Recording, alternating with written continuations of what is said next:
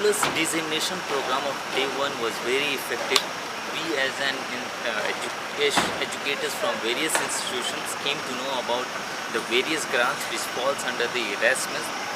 Now we are in position of understanding how we should be writing a grants to build the infrastructure at our institutions. Apart from that, it was effective to us. We came to know about the various aspects of the EBP, which we will be incorporating in our curriculum so that our students, all the institutions will get benefited and they can uplift themselves as per the international standard.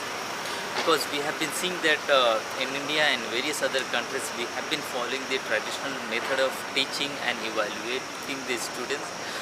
Now we are in position in support of the ASCO and the Erasmus and the Oculus programs that we will be following what is being followed at the international levels.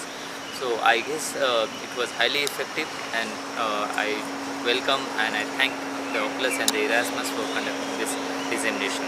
Thank you. Good morning. The Oculus National Dissemination Workshop is benefited for even faculty and for the students. The main benefit of Oculus National Dissemination Workshop is as a faculty, if we think of our students who actually want to do higher education in other countries, so they will get benefited.